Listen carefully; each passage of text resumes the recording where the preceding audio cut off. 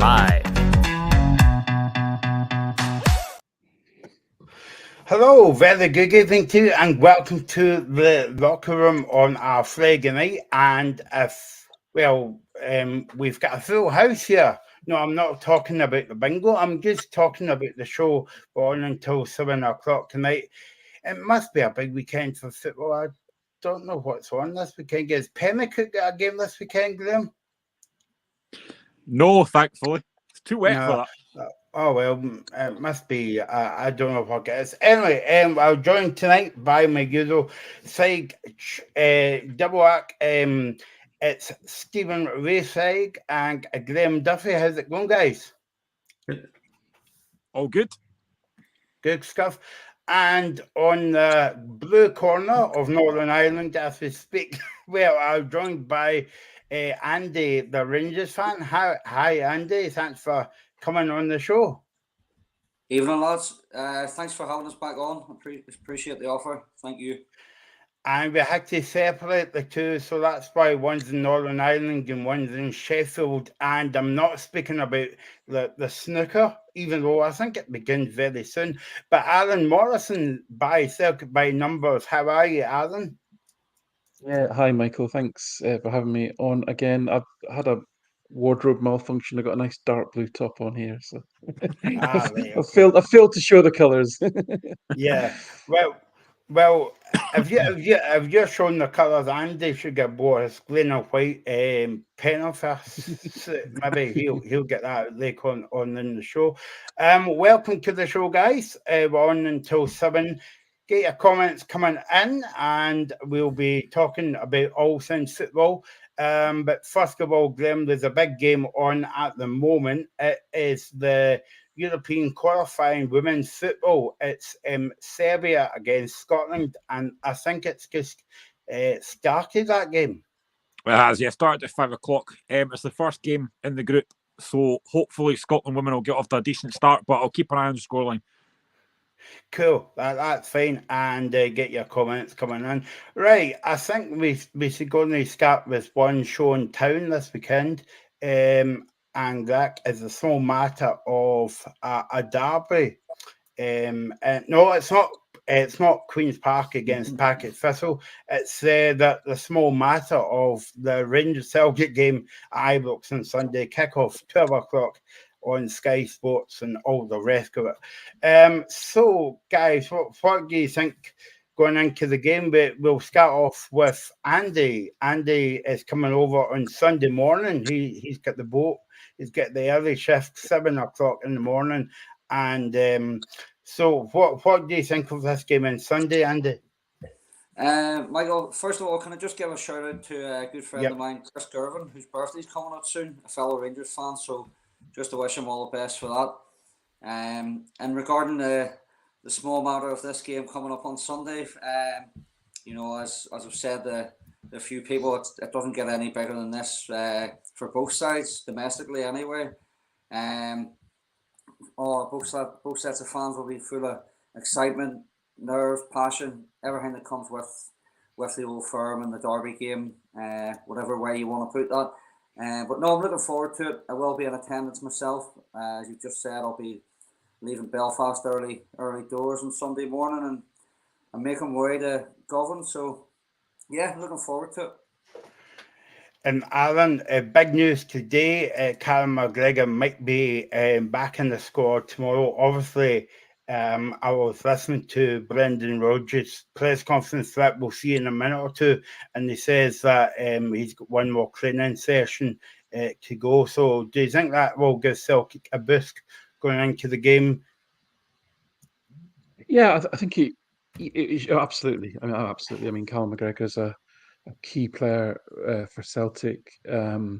Judging by the comments I see on social media, certainly he's one that worries the Rangers fans as well. I think he's got a good record in this fixture, obviously, and his importance to the game in terms of the tempo that he brings, the control that he brings to those games, I think is key, as well as he's got vast experience, of course, in these fixtures. But on the other side of it is, especially if you consider the composition of that midfield and think about, Rio Hatate, is, you've got a choice there to make around, do you put in two players who are just coming back from fairly long injuries, especially in Hatate's case, who may not be quite 100%, may not last, probably won't last 90 minutes. Do you put two of them in? Is that too much of a risk versus the benefits you get out of their performances? I think that's going to be the main issue that Rodgers has in front of him as far as selection goes. How big a boost would that be for Celtic? Just purely for Callum McGregor to be in the squad.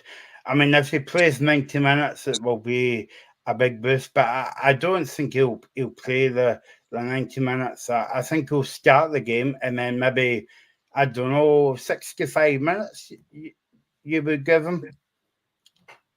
Yeah, as I say, it's a tough one. I think Rodgers will play him, and I think he will play Hatate, because I think Rodgers is quite a front foot manager. I think he will think that he wants his Celtic team to really, take the game and also try and get a lead, because I think that will create a very interesting dynamic in the stadium if Celtic go ahead.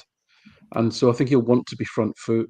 He does have his options really in Iwata and in Paulo Bernardo are probably more defensively safer players than Hatate and McGregor. But I think there's going to be chances for Celtic to break a lot against this Rangers team, and Hatate in particular, with his ability to see and play balls forward very quickly, and McGregor with his ability to read the game and set the tempo, as I say. I think Rodgers will go with them, but I don't think either of them will last 90 minutes. Well, bring Graham and Stephen in now as of non-Old Firm fans to the show.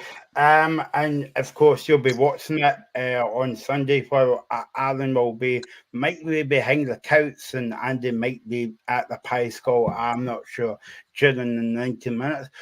What do you think of the two sides going into the game? Is it me or Graham? Sorry. Anyone, yeah. I'll take it. I think it's probably. I know this gets said at least once every season since Rangers have been back up in the Premiership, but I think this is probably the toughest Old Firm to call, because I think both sides are so inconsistent. I think, having watched Rangers when we beat them at Ibrox, there are definitely weaknesses there. I think that you can get in behind them. Theo Bair gave Connor Goldson a torrid time, as I'm sure Andy will agree, in that game. Ran him ragged, and I just always thought that the ball in behind was on. And when I think of the ball in behind being on, there's one guy who looked back to his best for Celtic against St Johnstone, and there's nobody better making those runs than Kyogo. So would that be a worry if I was a Rangers fan? Yes. I also think it's huge psychologically that Celtic have beaten them twice this season. I think psychology does come into it. But it is at Ibrox, it is a full house, and it's an Old Firm game. It's very, very difficult to call, but I just think having Hatate and Carter Vickers back, with McGregor thrown in there as well, is huge for Celtic. Huge. Graham? I think it's a really tough one to call. I kind of predicted Rangers to win just because they're at home, and the fact that if they win with that game in hand on Wednesday, they can go 5 points clear. But with Celtic having McGregor back, I've said it before, I think McGregor is a brilliant footballer. I think he makes a lot of things tick for Celtic. And with that midfield potentially of McGregor, Hatate and O'Reilly, it's a very, very strong midfield. Obviously, it depends how fit Callum McGregor is going to be. I mean, I think Paulo Bernardo, from what I've seen, has actually looked quite good as well for Celtic. It's a really difficult game to call, which is why I put in the headline, is this the final moment in the title? I think it could potentially be. It's not going to win the title, of course it won't, but it's a big, big game. And I think a lot of folk will probably think, well, whoever wins this will win the title. I don't know if I agree with that, because after the split, Celtic play Hearts. We've beaten Celtic twice already this season, which is unheard of for me. Motherwell have beat Rangers, so there could still be something else to happen in this title. But I think Sunday's going to be a big, big game. I mean, as Stephen rightly said, Celtic have already won twice this season against Rangers. that could be a big factor. You know, Rangers at the moment haven't yet managed to get one over on Celtic, so it's a massive, massive game. But I just think being at Ibrox in front of that crowd, there's still no Celtic fans there yet. It's such a huge game. It really is such a huge game. And honestly, I just think that Celtic midfield could be crucial. I think it's going to be one in the midfield. If Celtic win that midfield battle, I think they might win it. And it's kind of a worry for you that Celtic Rangers hasn't still beat Celtic this season under Clement. Under Clement, well, he's only faced Celtic one time this season. You know, obviously, and the first game of the season against Celtic was Michael Beale was in charge. But is it a worry this season that we haven't beat Celtic? Yeah, probably yes. Is it a worry that we haven't beat Celtic enough in recent years? Of course it is. But and as Stephen was saying there, you know, before, victories over your rivals or any side, you gain momentum there psychologically. You know, you have that sort of edge. And as Alan was saying there, and rightfully so, and everybody knows, Colin McGregor's an absolute massive player. He's the captain of the club at Celtic. He's a massive player to have. Whether he's 50%, 100%, whatever percent you want, you have to have him there in the team, starting from a Celtic point of view. And, you know, also with Carter Vickers being back, that's a big plus. And of course, Hatate, I think you have to start Hatate and McGregor. And as Alan was saying there, just get as much as you can out of them. But no, I think it'll be a big test. And as Graham said there, the battle will be probably won in the midfield area and who obviously wants it more. I would agree with Andy a bit about the midfield duel. Yeah, I mean, it's always important in every game of football. Clearly, I'd be interested to hear from Andy whether he thinks that Clement will go with two sitting midfielders. Obviously, you know, he's a big fan of Lundstrom, clearly, and I'm guessing that Lundstrom will play. It's really then how does he configure the midfield ahead of that? And also, I'm interested from Andy as well in terms of what he thinks Clement's approach will be. My impression of that side under Beale was it was quite a rigid system and probably quite a little bit more defensive. Clement seems to be a little bit more open. He seems to want to push more players forward. And because my, you know, even though we talk about the midfield, I'm wondering if, you know, what the approach from Rangers will be. Will they, excuse me, will they really push on aggressively? In which case, I think Celtic have got all the tools to counter-attack really effectively, or will Rangers perhaps be a little bit more cautious, sit back, sit two in front of the defence? In which case, you know, Celtic breaking that down, I'm probably not as confident. Maybe. So interested, Andy, how you think Clement will approach it? Yeah, that's very good. Good question there, Alan. It will be interesting to see which way Clement does approach the game because, as you say, previously in games he's been a lot, you know, positive and attacking wise, you know, and putting that midfield to sort of stop the counter attack from certain sides. But attacking Rangers have been very, very, very good under Clement, you know, since he's come in. And if I recall back to the game in December at Parkev, Rangers sort of started off well, you know, and then sort of Rangers let Celtic into the game and Celtic sort of pinned them back for the last 15-20 minutes of the first half and obviously took the advantage with a goal. But I think it depends who's fit for Rangers as well. You know, with Yilmaz being a question over the fitness. If Yilmaz is to play left back, I think Dujon Sterling could come maybe into the holding role alongside Lundstrom, or does he play Sterling on the right? It depends where he plays Sterling as well. Because, you know, Sterling, I like him. He's a good player and he's been a very good player since he's came in under Clement. He could be a vital player, you know, come Sunday in the battle there, as I say, in the midfield. But, you know, even going forward, well, both sides, Celtic are very strong in attack. Days and Maida, Kyogo, you know, and whoever it may be on the other side as well, if Rodgers picks Kuhn or whoever it may be. They're very strong and can hurt Rangers, as it's been shown before. And as Stephen pointed out there, you know, his mother offside came give the Ibrox and give Rangers a torrid time getting them behind them. But again, on the other side of the coin, Celtic, outside of Carter Vickers, I think can be a wee bit dodgy as well at the back. Is Joe Hart suspect at times with the ball at his feet, or it can be asked that question. But there's a lot of questions there to be asked from both sides, attacking and defensive, positive and negatives. But that's all part of the fun. And come 12 o'clock on Sunday, we'll all see what happens. Andy, obviously, Alan's alluded to the fact there, he's both alluded to it, that Rangers might take a different approach and sit back and try and hit Celtic on the counter on Sunday. Do you think with 50,000 Rangers supporters in attendance that the crowd will have that patience for them not to be on the front foot right away? No, absolutely not. Rangers supporters, as I am one of them, excuse me, and being going to Ibrox for years, we're not patient. As it's the exact same from Celtic fans, either they wouldn't be like that either. You want your team to go at the opposition, regardless of who it is, but I think you have to sort of have a wee bit of a happy medium there.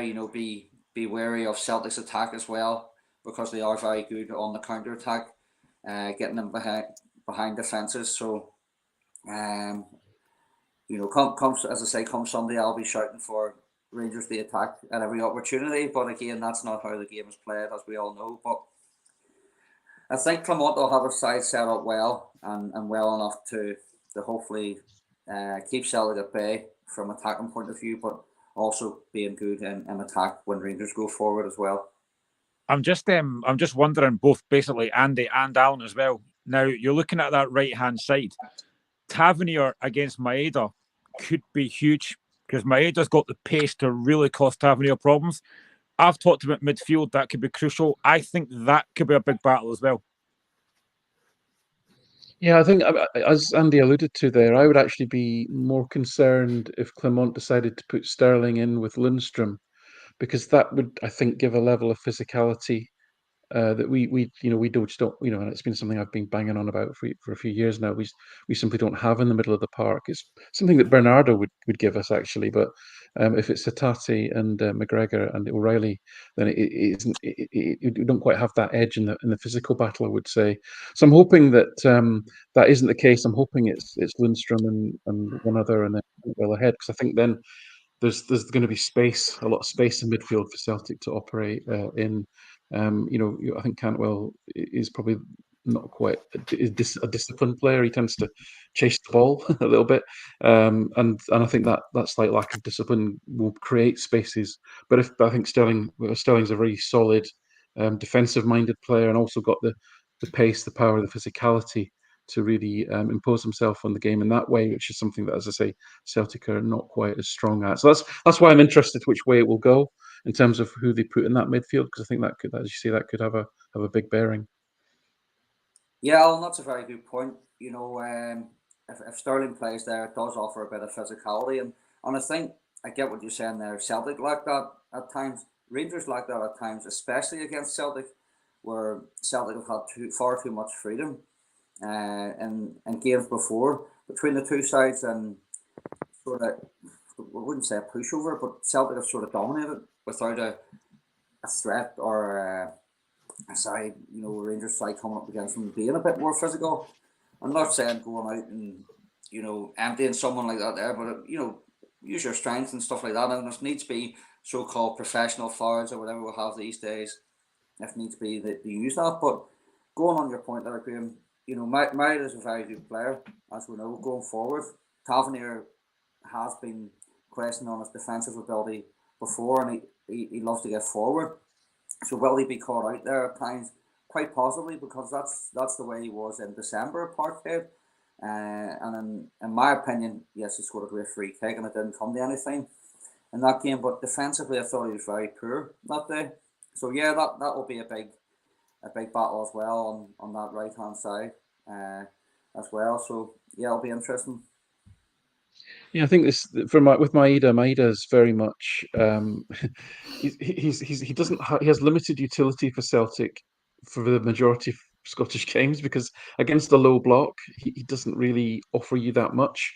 I think this is a game for him to shine because he's going to have space in behind, and he's also going to have a specific task, which is to stop Tavernier getting forward, which I think he's potentially very, very good at as well. So, and I do think, I think Tavernier is by some distance the most creative player. He takes all the corners, free kicks, and all that, penalties, etc. But he provides a lot of crosses and so forth from the right hand side. So stopping him providing is probably a key for Celtic, really, in terms of this match. And then on the other side, it's probably a little bit of unknown because I think, as you said, Andy, it doesn't look like we know who's going to play left back for Rangers. He will go with Kuhn. Kuhn's been terrific the last 3 games. There's no reason that he won't go with Kuhn. I mean, Kuhn is actually quicker than Maeda. So, as I say, that's why I think the transition threat, the counter-attacking threat, I'm hoping that Andy is happy at the beginning and that his side are really going for it, because I think that gives Celtic the counter-attacking opportunities with the 3 up front to really get in behind. And as we saw, I mean, the two major moments in the first 2 derbies were Kyogo stealing in behind Goldson and Suter for the winner, and then in the game at Celtic Park, it was Maeda stealing in ahead of Balogun. And I think that's the danger for Rangers, because their 2 centre-backs are probably no match for the pace that Celtic have up front. And the more they push up and the more the full-backs push up, the more gaps I think there's going to be. And I think that's Celtic's big chance in this game. Andy, can I just ask a quick question? I know this guy gets brought up a lot, but I have to ask about Cyril Dessers because he does get mentioned a lot on this show and other shows. I mean, he's had a decent season, but we know that he does still miss a lot of chances. Now, in games against teams like Motherwell, St Johnstone, maybe Ross County, you might get away with that. How important will it be on Sunday that if he gets chances, he finishes them? Because this is a team against Celtic that you really need to take these chances against. So how important is it that if Dessers gets these chances, that he's clinical? Because you can guarantee that if Kyogo gets them, he will be clinical. Yeah, absolutely. Listen, I've said before to people, I like Dessers. I think he's a half decent player.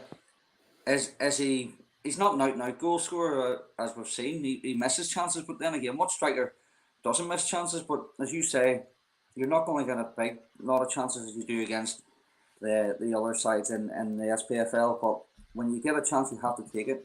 And it can be frustrating at times, because at times, for whatever reason, he likes to turn in on his left foot or his right foot or whatever it might be. But you're not going to get that time against the likes of Carter Vickers or whoever it might be in defence for Celtic. You have to be on form and ready for that ball to come into the box or the ball slip through to you, and you have to take the chance and finish it. But that, I say that about Dessers, it's the same with every other player who gets a chance on Sunday, because again, the final moments, as Alan was saying there, the game in August,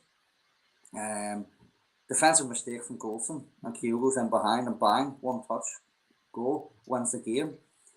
Similar, we stood off Kyogo in December. Another, great finish from Kyogo.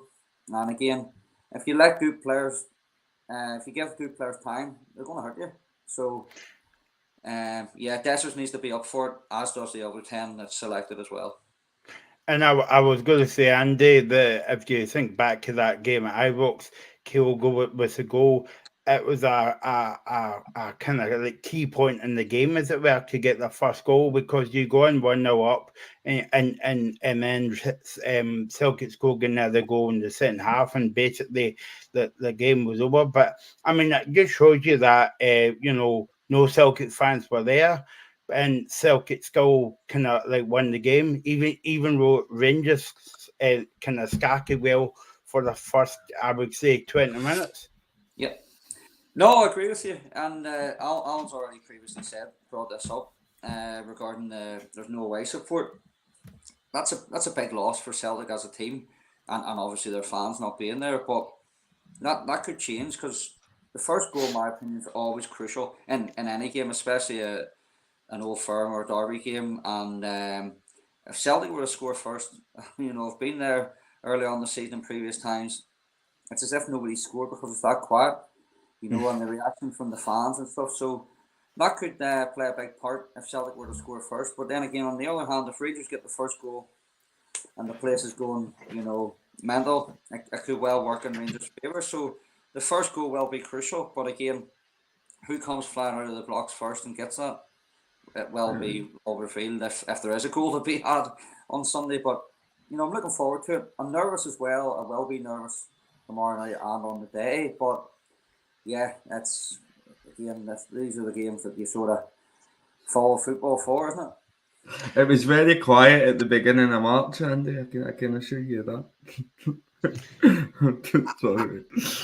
And I was sorry, Alan. I was just going to say I know Brendan Rodgers said today, and we'll hear from him in a minute or two that it doesn't set out his team to go to Ibrox or anywhere to pick up a point or basically to lose the game. He sets up the team to win the game. But do you think it would be more suited to Celtic to pick up a point there and then go, because as you know, the final game's at Parkhead, and I think that will be the second game after the split. I don't think they'll leave it any longer than that. So what do you think there? Yeah, as I said, I believe Rodgers will be very positive. You can't play for a draw. I mean, that sort of thinking. I think, especially in modern football, it's you can.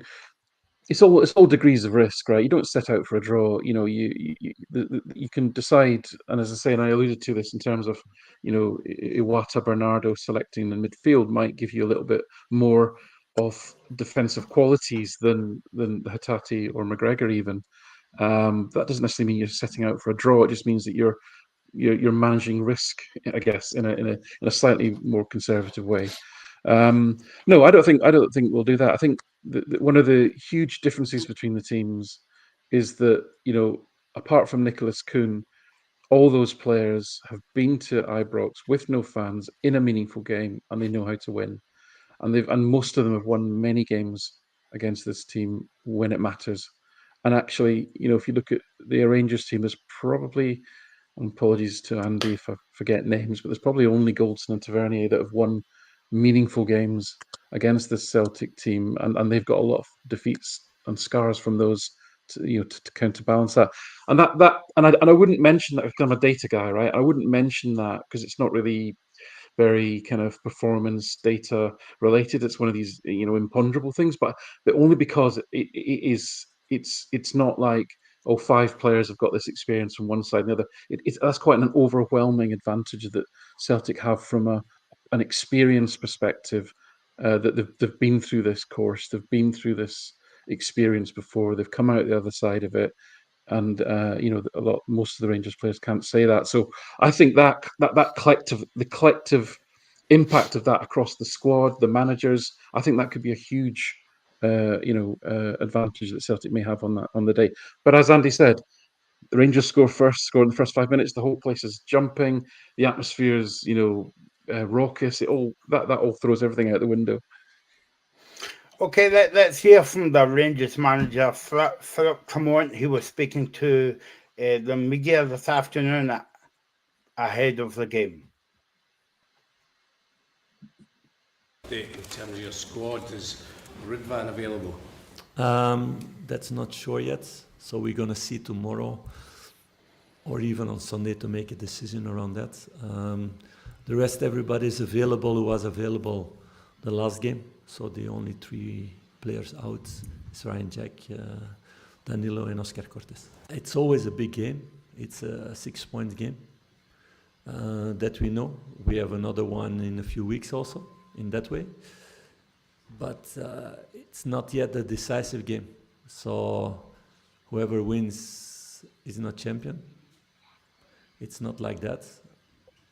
I'm happy with what I've seen about my team after the last Old Firm. So after that game, we had 11 games until now. We took 30 points out of 33. And we could have took more points in the Motherwell game. So it could have been better than that. And we scored more goals than Celtic in that period and less goals against. So that's really good consistency, but it's not a guarantee for anything. It's a really big step forward, I think, for the period beginning of the season, also my first part of the season. that there have been more consistency, better results, a bigger squad, more people ready to do the job. So I see my team growing month by month, and now it's this is the next challenge. We didn't grab the moments, and they did.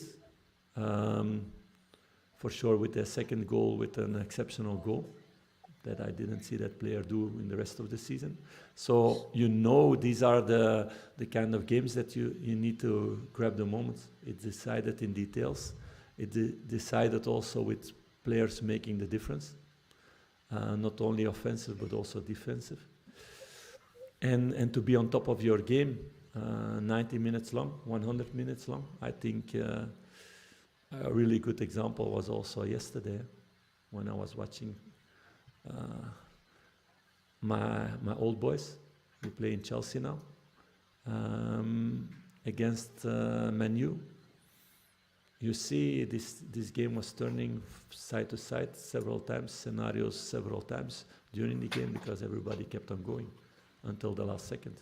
And we've proven that also in the past, that we can go through difficult moments, and if the moments are falling our way, that we can keep a result also. So that's what I expect from my players to do in that game. You said earlier you don't think whatever happens in the result will be decisive in terms of who wins the league, but would you accept in terms of the impact it will have on your players, having that 2-point advantage, then potentially 5 when you go to Dundee? Yeah, but then you make for me a mathematician and not a manager. And maybe you know me too well now. It's one of the things I like. That's why I wanted to study for engineer, because I like mathematics and statistics and all those things. But I know football is something else. Football is emotion. Football is changing of scenarios. And not one season has been the same. I'm now more than 30 years in football, and I've seen so many twists and changes. I've been lucky that a lot of times it went my side, but a few times also not. So that's football, and that's also why everybody loves it. That's the charm about football also. So I want my players to be focused, because I know it's the only way to success is to control what you can control. And that's our own performance. So I don't want mathematicians in my dressing room. I want players. I want passionate players who give their best every day for the team. And that's what I've been seeing the last couple of months, and we will continue in that way, whatever result.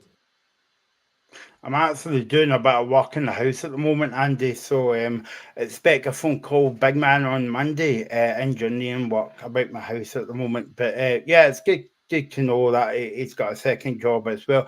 How much is the Rangers fans behind Clement compared to when they first came in, and obviously Michael Bay was there as well? How much has the town get about, and how much has they got the fans back on board with the team? Well, if you look at the situation that Clement walked into the job, Rangers were in a bad way on the pitch, losing games to the opposition and in Europe as well. It was a terrible start. Celtic were sitting comfortable at that stage of the season. And I don't mean that in a having a dig or anything. Celtic were sitting comfortable at that stage of the season. Clement came in and had to pick up the pieces. He's come in, the players, obviously he hasn't signed himself, so he's picked up the pieces, and I think he's done very, very well. He's done brilliant, in fact, up to now, and there's still a lot of football to be played and trophies to be played for. At Rangers, he's obviously got a League Cup winners medal under his belt from beating Aberdeen earlier on the season. So I'm impressed with how he goes about his business off the pitch in front of the media, and also the way his management does as well. As a team, as a team and managing individuals, I really like the way he goes about his business, and I think he'll do well at Rangers in the time that he is at Ibrox, because similar to Postecoglou at Celtic, he came in and had to pick up the pieces and stuff, done a fantastic job, should I say. I was going to underrate the guy there, and obviously got a big move to England. You know, that happens player wise and manager wise, as we know, in a lot of teams in Scotland. So yeah, I'm impressed with Philippe Clement, and I think he'll do well in his time at Rangers. But still, there's a lot of football we played this season. I think for me, the big difference between Clement and Beale is you can even see it in the way Clement handles himself in press conferences, Andy. With his, I think Beale. Sometimes there would be a few comments. It almost came across as very petty.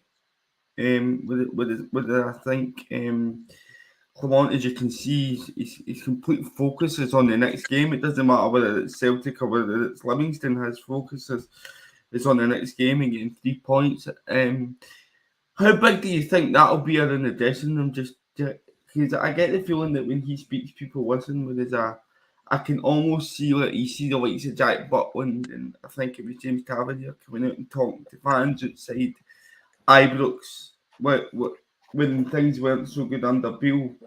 I don't see the same happening under Clement. Do you think that there's definitely more of an authoritarian way about the way that he carries himself?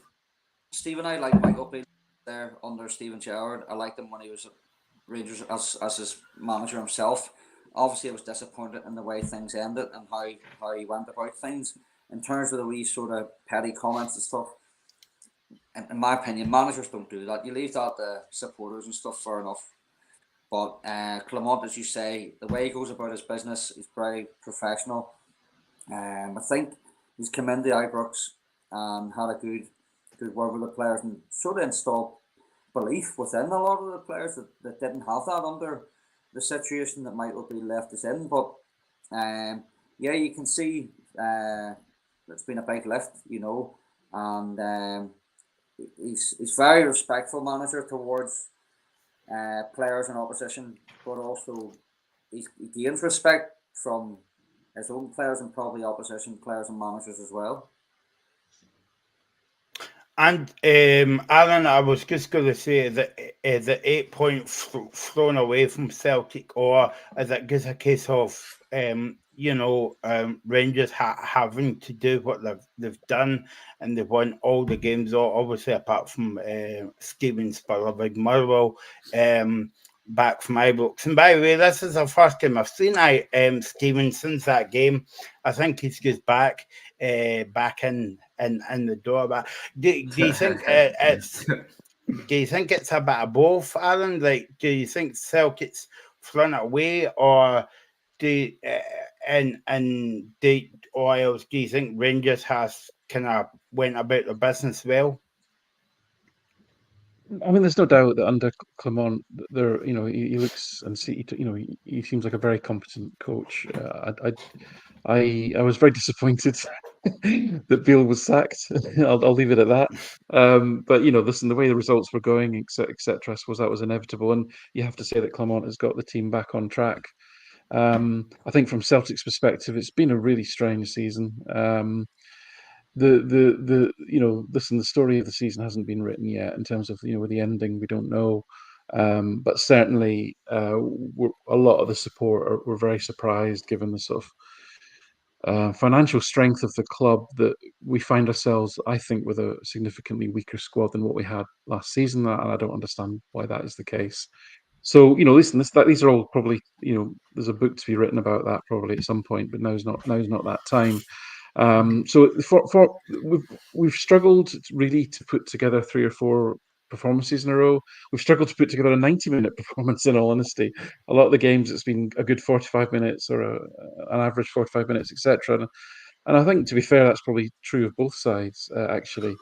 The other factor that makes it difficult to really pin down, what is the reason for that shift, is just, again, the standard of the opposition from the rest of the teams. And I'm not meaning to be disrespectful there. I just, I was brought up, I was born and brought up and remember the 80s. I remember, Aberdeen, Dundee United teams, Hearts team, Hibs team of that era, those eras being particularly strong, and the league just being a very competitive league. And I appreciate I sound like an old fart, and those days are gone and all that, but I do worry that the general strength of the league isn't really improving in terms of totality of it, and therefore it makes it very difficult to judge because in general terms, if you look at the data from the matches, the Celtic and the Rangers, they dominate these games to such an extent, really, that occasionally you do get like the Motherwell game, like the Hearts game at Celtic Park. These things do happen, but not that often, really. So, I suspect what I'm trying to say is I don't want to damn Clement with faint praise. I think he has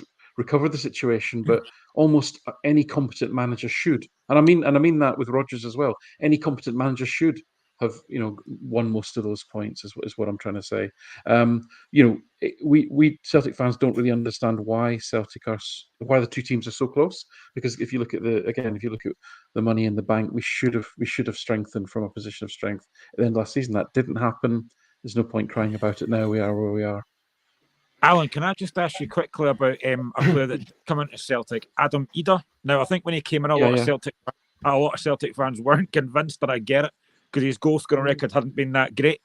He has managed to chip in with a few goals. I mean, I've seen a few people on different social media platforms that I follow saying, "Oh, maybe Ida should start on Sunday." I genuinely don't think he will. What's been your overall take on Ida so far? Yeah, no, I mean that's not going to happen. I mean, as I say, as much as I think McGregor terrifies, I think Kyogo absolutely terrifies. Rangers fans in general. So he must play. He must play. I mean, his record is almost, in terms of he's not been at Celtic as long as Larsson, but Kyogo's record against Rangers is almost better than Larsson's record against Rangers. So that's not going to happen. Ida, he's been a pleasant surprise, but I think he is a Rodgers style of striker. Rodgers likes, I guess what you call them, all-rounders. He just got a little bit of everything. He's got a bit of pace. He's got a bit of physicality. He can hold the ball up. He likes to get in behind. He has got a finish on him. He's a worker. He runs the channels. He's not brilliant, I would say, at anything, but he's kind of a good all-rounder. He reminds me very much of there was the season when Rodgers brought in Ollie Burke and Timo Way in January on loan, and they were very similar in that respect. And actually, he reminds me a little bit of Timo Way. I don't think he's as good a player as Timo Way, but he reminds me of him in terms of style of play and what he brings. That you could almost play him anywhere across the front three. And I think Rodgers was looking for that because Kyogo is a very specific style of player. And one of my major criticisms of Rodgers this season is he's failed to get the best out of Kyogo. Until recently, I think he was, and some of that's on Kyogo possibly, but I think a lot of it is to do with that Postecoglou had the team tuned to get the very best out of his striker, and everything was geared towards ending up with low hard crosses across the 6-yard box, and Kyogo with his movement, his sharpness off that first half yard, being able to nip in front of people to get on the end of it. Whereas this season we've hit far too many high crosses into the box. That's no use to Kyogo. He can't do anything with those. So Ida gives you that something a little bit different, and he scored a couple of I think a goal at Motherwell with his head that was spectacular. He gives you that option, I suppose, which is handy. We need that in the squad. Although I think to be honest with you, I think gives you the same option pretty much. I wouldn't say there's a lot between them. So listen, no. Long story short, Kyogo will start. Ida will give you something different off the bench. He is a Rodgers striker. I don't understand, given that we had O in the squad, what Ida gives you over and above him, in all honesty. But he was Rodgers' pick, so that's the way it goes in football sometimes. Okay, let's hear from Brendan Rodgers. He was speaking to the media also today about the game on Sunday. News, Callum McGregor back out for today. Just how was he for the weekend's match? Yeah, we'll do one final run with Callum tomorrow in their last session. But he's unremarkable to be back. He's way ahead of schedule. From what we thought, but it just shows you his professionalism and how hard he's worked. So he'll be involved in the squad, and if he is, then it's great news for us in every capacity, because we've got a clean bill of health really for probably the first time this season. So, but we'll make a final call on that tomorrow. They're always big games, and that's what I've relished and loved. Whether it's Celtic Rangers v Celtic, they're always fantastic games. But I've always seen this game as the storyline for me is always about opportunity. I go back to the first game, whenever we went there. It wasn't just a real good lesson in football, but I think in life. Because in that first game, individually, collectively, and as a club, we were wrote off arriving into Ibrox, and it feels the narrative is pretty much the same, even though the form is both teams are 4 wins and a loss out of the last 5 games. So for me, it's the opportunity. It's an opportunity for us to go there, like what we've done earlier in the season, like what we've done on numbers of occasions, show that we have that mentality and that mental strength to get through any periods in the game that are difficult moments for us, but then can come through in the end, and that'll be our focus for the weekend. It's a game we want to win, but we don't need to win it. We want to win it, of course, but we want to get a positive result, and we know we can do that by playing to the level in the game that we'll set out to play, which is fast, dynamic game, and but I'm sure it'll be a really, really good game of football. If there is a winner on Sunday, how big could that be for whatever side in terms of momentum when there is so few games left? Well, there'll still be 6 games for us, so it's still a lot of games. It might not seem a lot of games, but it's a lot of game in a football context, because so much can still change in those 6 games. But my focus is purely on getting a positive result, and then you always assess it afterwards. It starts with the whole build-up. I think it's not to get entrenched with the whole storyline, because at times the storyline can be a disaster. But for me, the storyline is always opportunity, and you arrive and you stay calm, and you just look to focus on your performance, and that's always been the case. These are emotion-charged games. One of the greatest iconic games in world football, but you got to perform, and you can only do that by staying calm and looking to play your football. So that's always been the approach. I think for me, for John to be given the game, I think that these games are for the top referees, and I've always said that John Beaton's one of the top referees in the country. So he's been allocated the game.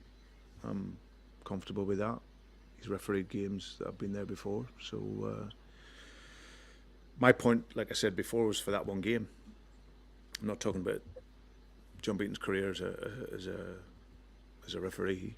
My gripe was on that day. So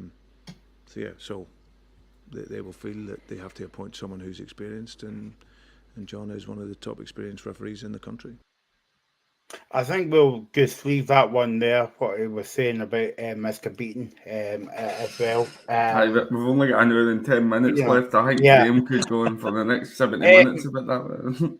Alan, I was just interested to hear your comments about we were written off early on in the season. Is it a case of be careful what you wish for? Because I know that speaking to a lot of Celtic fans before the first derby of the season at Ibrox, Celtic fans were kind of scared if you were to go into that game, and that's a very polite word that I use in a Friday night. And Rangers fans were like, yeah, we're going to win, we're going to dominate the game, and then Kyogo pops up and scores the goal. So is it a case of be careful for what you wish for sometimes going into these kind of games, no matter for the games at Ibrox or Hampden Park or Celtic Park? Oh, for sure, yeah. You need to be not set yourself up to fail. I thought what was a fascinating counterpoint in the 2 interviews was that Clement was he was really focusing on his players being passionate and emotional, whereas Rodgers was talking about calmness and performance. I thought that was very interesting. We'll see how that manifests itself in the game tomorrow. But Rodgers is a really experienced manager now, and he looked really calm there, as he has done most of the season, to be honest with you.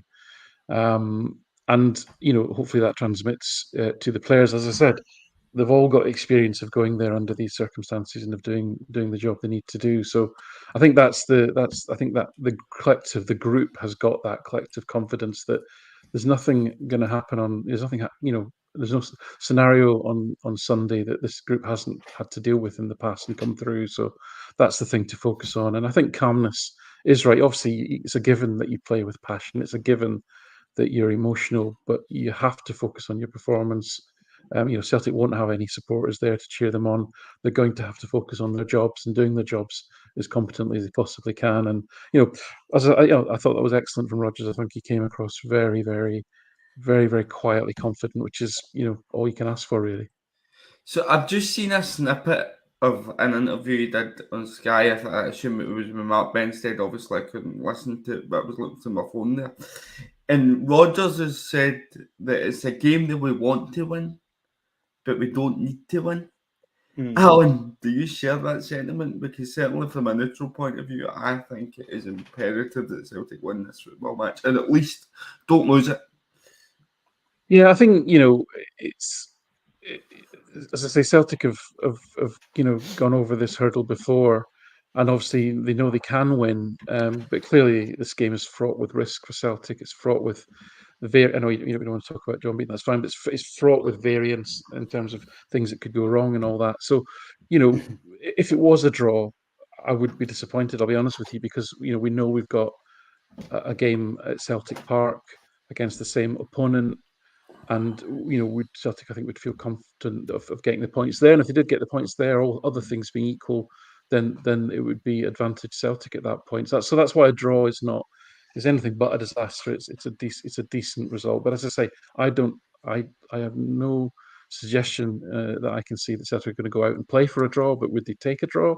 I'm pretty sure they would. Before we let Alan go, I'm going to ask Andy the same kind of question about Clement's press conference. It was the interview on Sky, and it was interviewed by Luke Shanley. Just to clarify that, I want to keep people at Sky nice and sweet, as I do now and again, Graham. As you know, I always like people at Sky. They do a brilliant job in Scottish football, and I'll leave that one there. Andy, what about you? Do you think Clement's comments was right to talk about the game, but just be a bit more calmer and because each game kind of kills a different story? I get what Alan's saying there about the difference in the two managers' comments sort of on the game and energy and passion and confidence and staying focused and stuff like that there. I think Clement wants sort of passion and energy from his Rangers team in every game, not just against Celtic or a big game. I think that's the way it strikes me. That's the way he played his game, and that's the way he's sort of putting that towards his team. Is that a sort of question of towards the support, which he's sort of done a lot since he's come in, because obviously Rangers and Celtic fans are very passionate, as we know. Is that a sort of aim at the support to get behind the team and use your energy and stuff to spur the team on? And that happens at Parkhead as well when obviously Rangers fans haven't been there and stuff as well. You get that, but the fans don't play in the game, regardless if it's Rangers or Celtic. It's the 22 players who start the game and the subs and stuff. So professional footballers, they've been there before, and in big games, I think everybody will have their own idea of what way the game will go or what way the game should go. But again, it's all down to the players. And as Alan said, Brendan Rodgers, he's been round the block so many times in England, Scotland. He knows how to go about games and set his team up. And I think Clement would be the same as well. Two experienced managers, and as I said, it will be exciting. And obviously, it's exciting for Rangers more than Celtic, and you might and Alan are obviously on the other side of the coin there, hoping it's more exciting for Celtic and you get the win. But I don't know what you mean. We'll obviously disagree with each other come 12 o'clock and 2:30 or whatever on Sunday. But no, I mean, I don't know what team you're talking about, Andy. Can you clarify that for I'm a big Packet Fiddle fan. No, listen.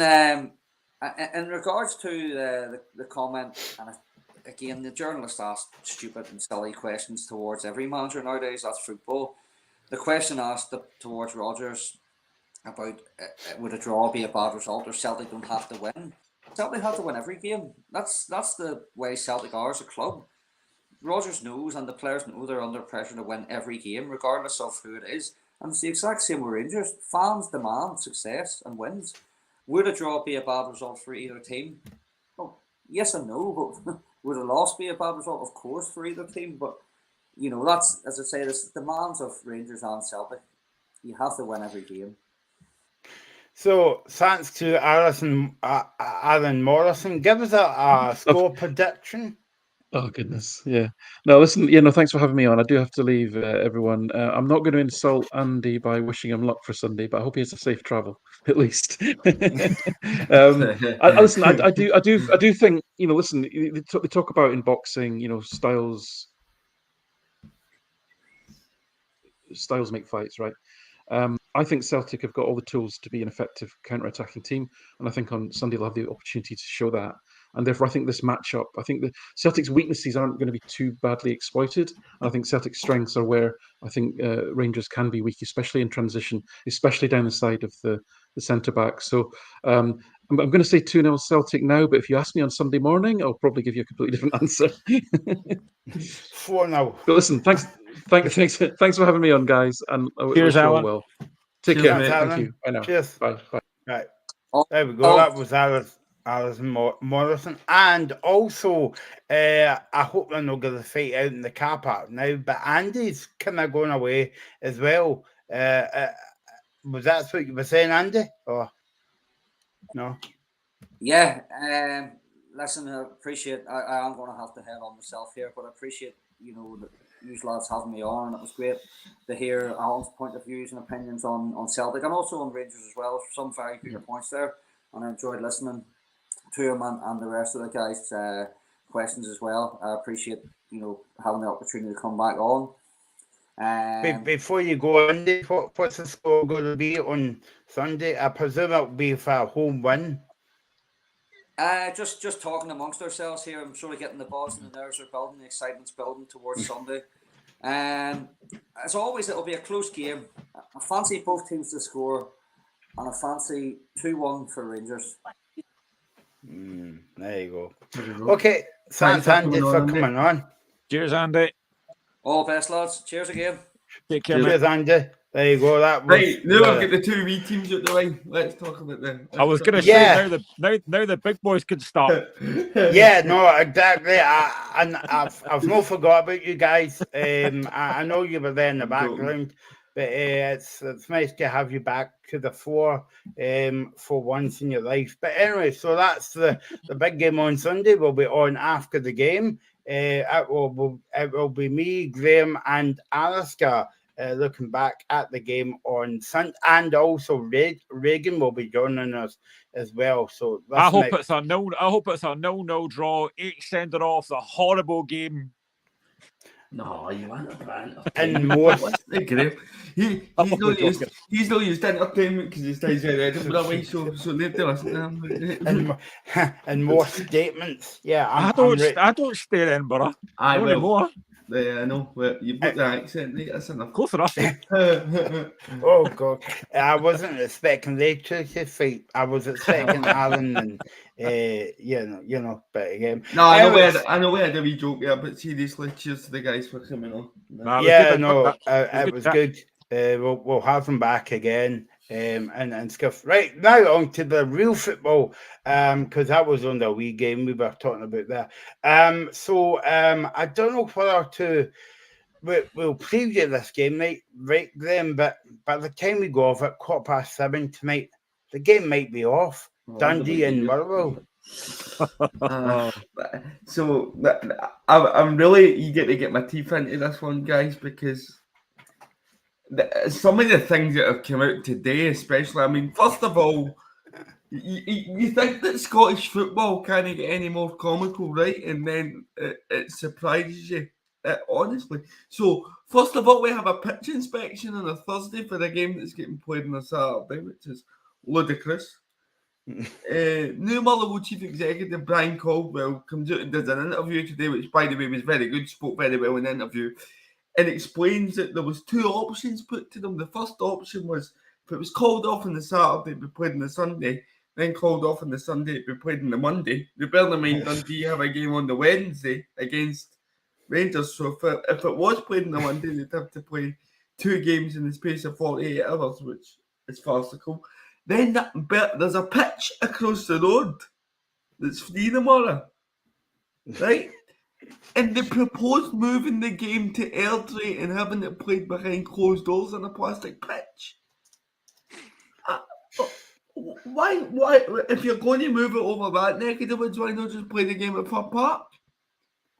Airdrie's ground, I know Dundee United isn't either, but Airdrie's ground is not built for VAR, so I might actually be able to get to enjoy a game for once. But what are we doing here?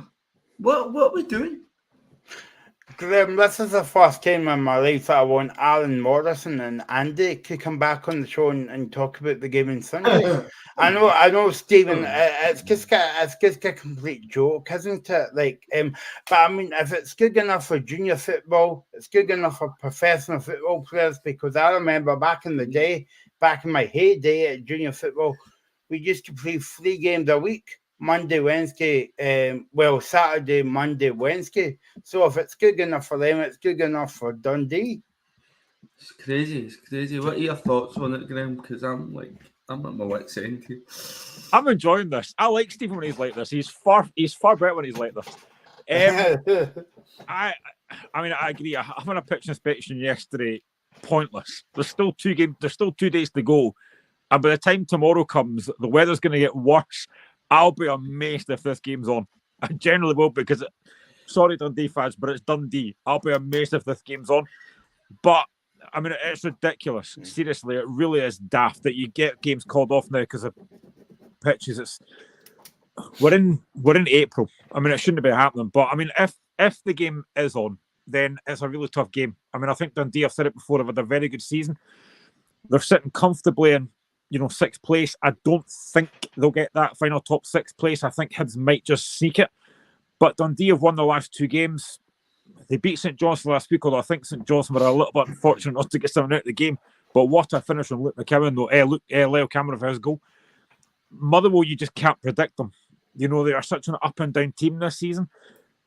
If the game is on, I think I probably just fancy Dundee to win this, but generally, it all comes down to the weather tomorrow, as it always seems to do. But like I said, I'll be amazed if this game's on. Well, I mean, when you go, Michael? No, I was just going to say it's a pity because, it's looking at the game, it's going to be an interesting game, but sadly the headlines is kind of off the park. Well, it's a big game, isn't it? Because it's a game that we need to win to have any chance at top 6, and more than that for me now to kind of pull away for that playoff spot. I mean, we're only 6 points ahead of County, but I do think we have enough in the team to avoid getting sucked into that. I mean, the amount of draws that we've had this season alone has been ridiculous. I mean, what we seem to be the draw specialists, and I think that's been what's kind of a curtailed our season a wee bit in terms of not being right in that top 6. There's just too many draws. But I mean, the borrowed pitch covers from Celtic, right? But that's not the issue for me here, right? It's all right putting the covers down, and they're saying that they can't have the pitch inspection till 11 because by the time it takes a couple of hours to take them off, and there might be more rainfall at that time. What if it passes a pitch inspection at 11, but then it rains for 4 hours between then and kick-off? And by the time you get to kick off, the pitch isn't playable again. It's, I mean, I've got a ticket, but I've got it. I managed to get it through somebody at Dundee because I wasn't wanting to pay for the game that I thought was going to be off. Are you taking your swimming shorts? I'm taking my waders and a snorkel, mate, is exactly what I'm taking. The thing as well, though, the thing that I would say as well is, maybe I'm harsh here, but does Sporting Integrity coming up this as well? Because let's say the game does get called off tomorrow, right? Dundee have then got 2 games in hand. They play Rangers on Wednesday. The split happens after the game next week. They would still have that game in hand against Motherwell. How is that going to be fair to the teams that have already played all their games? Does Sporting Integrity come into play there? Well, having heard what Brian Caldwell has said, the SPFL are absolutely going to find a way for this game to be played within the next few days, whether it be at another stadium or whether it be at Dens. I mean, I've heard people talking about the things of deducting points, do this, do that, right? I remember Motherwell having a dodgy pitch, as you guys may remember 15 years ago, where the pitch was an absolute shambles. So I know how difficult it can be for clubs. I don't want to come out and be seen hammering a club when my club's been in a similar position. I wouldn't deduct them points, but the games have to be played. The games have to be played this weekend, whether it's at Dens or somewhere else on Sunday. You need to play it somewhere. Because as you say, Graham, Sporting Integrity, for me, absolutely does come into it. And they need to be seen, not just that, to be doing something in the summer to fix this pitch, because people think that this is just a rise this season. I remember Dens being quite poor for a number of years now in terms of pitch quality. I don't think this is a recent issue. So Dundee need to be seen to be proactive in sorting the equation is what I would say, solve the problem. Okay, let's hear from the Motherwell manager, Stuart Kettlewell. He was speaking about the game. He was speaking about the game yesterday, actually, about the water polo game up at Dens Park this weekend.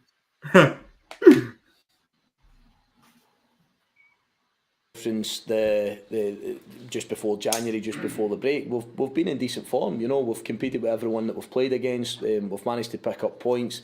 We'll all sit here in front of you and say that we think it could have been more and we could have done slightly better, and we could have not conceded goals in certain aspects. We might have converted more chances, but I don't think many people gave us a chance of sitting in this spot for long enough in the season. I understand that as well, because it was a bad run we found ourselves on. But no, I think we've been competitive since the turn of the year. I think it was a decent transfer window for us. Some of these guys have pitched in and really helped us. I think we've been getting decent performances and returns from a number of the players.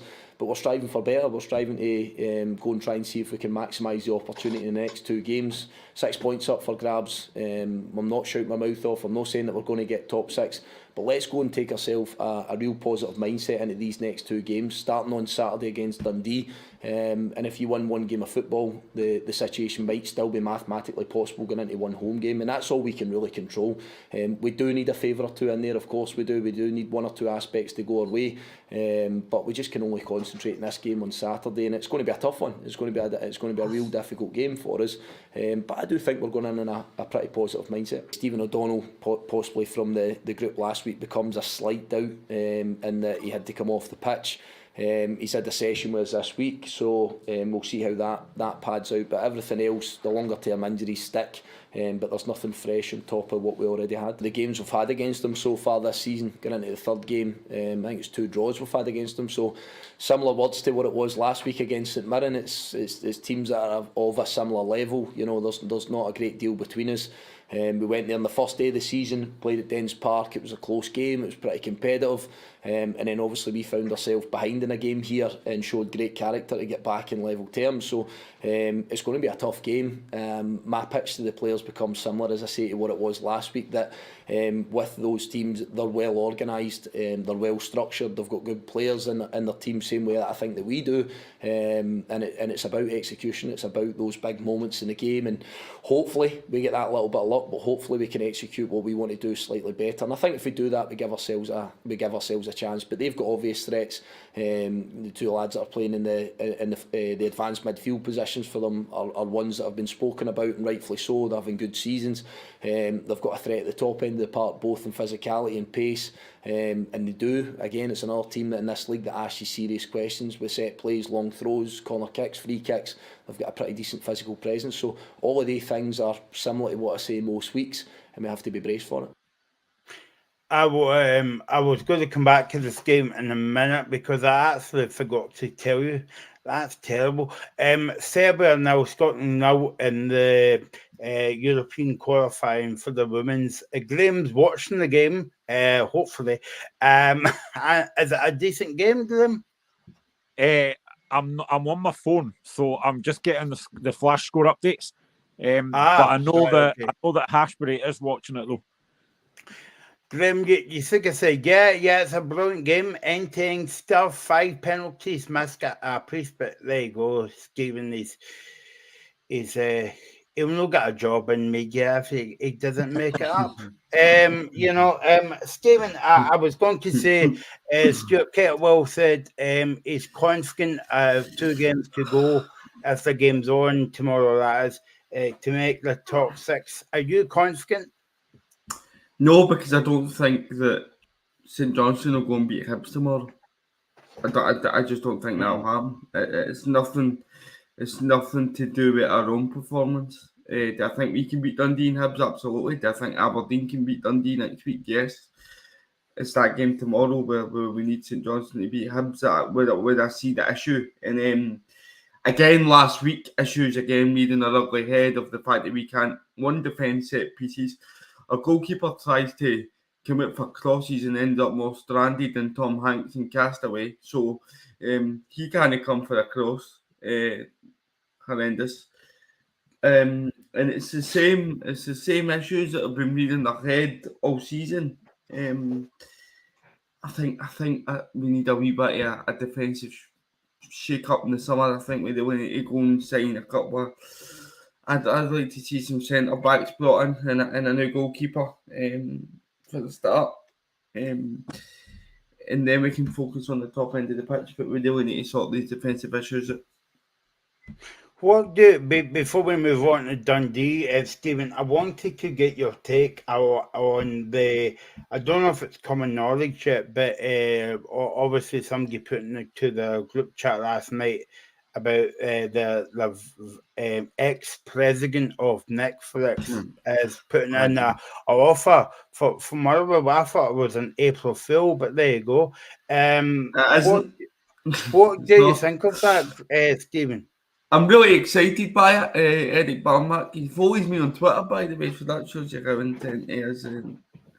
He come into Motherwell, he's following me and other Motherwell supporters. But listen, I think we would be crazy to say no to any particular investment. What I do think we need to do is we need to find out all the finer details, approach it with a slight caution, because as you've seen when sometimes these investments they don't work out, as Graham knows fine well, having been a Hearts supporter, he's seen how wrong it can go. What I would like to see is a situation where Eric's putting money in, but the Welsh Society keep 51% of the control, a similar model that they do with German clubs, because I do think that we need investment, and they're talking about having similar money to the guys at Wrexham. So I'm excited, but I'm also cautious. If he comes in and does it right, I'm not going to sit here and say we'll start to win leagues, but you could see Motherwell becoming a consistent side, and I think that's something that we could be really excited by. Graham, when I saw the news last night, I was like, oh well, Stephen will be happy, but at the same time, I'm like that. Oh, are they just coming in for the money and stuff like that? Because no offense, Stephen, but I don't think he would get heard of Motherwell, apart from Hamilton Palace, because it is a good nightclub. Not that I've been. I've only saw it from outside. What do you think of this, Graham? Do you think it'll be a good move, or, as Stephen says, a kind of cautious move if they go down that route? I think Stephen's right to be cautious, and he's right. We've had it already before with Romanoff, and sometimes these things don't tend to work out. And you probably would have to ask the question, and again, no disrespect, but why Motherwell? What's the connection with there? I don't get it. But you know what? If he comes in and he invests properly and he invests wisely, then brilliant for Motherwell. I've said for I don't know how long, to try and put a challenge into the top 2, you need investment. Now, Hibs are getting that with Bill Foley. Again, we don't know how much that's going to be. Motherwell now are going to get that with this new guy coming in, but you've got to spend it wisely. But I think Stephen is correct, right, to be cautious, because you just do wonder, though, why is he going to invest in Motherwell? But listen, I hope it works out for Stephen's sake. I really do. Oh, I'm buzzing in case it might work out. Don't worry. But I think with the way Brian Caldwell was talking today was really encouraging, because he says that he spoke to Eric, and Eric's keen. He's been speaking to executive members of the Welsh Society. He's really keen about fan engagement and getting things right off the park. So I don't think we would be jumping into this two-footed without knowing the ins and outs and without knowing how committed Eric was. I don't think it would be stupid of us to do that. I mean, the fact that he's engaging with, even following fans on Twitter, I know it's not a big deal, but he's shown an interest. He's on what the fans think by seeing their opinions on social media and stuff, and following them. So if the interest is there and the investment's there, and it's going to be long term, and he's not going to just have a couple of years having a wee bit of laugh and run, then I'm all for it. But as I say, we need to keep that 51% control so that we have the final say in anything that happens. Greg, before we move on to talk about Dundee, let's speak about the unfortunate fan. I actually forgot his name. Actually, it was at the Dundee St Johnstone game last week, and his own, basically, he's the kind of grammar boy, as they say, in that was it a Christmas hymn or something? Can't remember. Anyway, I might be making this up as ever. But there was a firework, a flare getting thrown, and nearly missed him, and nearly kind of blind him on one eye. And I thought, I don't know about your take on this, Graham, but it was a nice touch of Dundee when Tommy Docherty was doing his pre-match yesterday. He invited the young man up to speak to the media as well. I thought it was a nice touch for Dundee Football Club to do that. But no, there's no room for that in football, and especially your own fans. No, and I know that pyros and that bring colour and stuff, but when something like that happens, then you do need to start asking questions. And it is a shame for I hope he's all right. And yeah, it was actually really nice to see him, being at the training ground and meeting other players and meeting Tony Docherty. And I think even his mum said that Tony Docherty was real upset about what happened. And fair play, that shows the kind of human side to managers as well, that they have that kind of nice touch about them. And it was great, but I can see that Hashbury says they stopped the flares. I mean, I've not worn flares since the 70s, but I wasn't born then. But yeah, there's still a little joke there. But yeah, I mean, it's not great when somebody does get hurt, and that was unfortunately always going to happen because people just don't think about these kind of things. But I just hope the wee guy's all right, and he'll have a fantastic day yesterday as well. Just again, look at some of the other comments that we've got as well. Robert Riley Dowd says Galeforth wins at the weekend. Can't see any games being played. I think they will.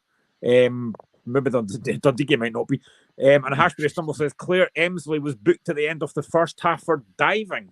So she's obviously been taken over the Martin Boyle. No, I won't say it. Or somebody else. Anyway, let's move on.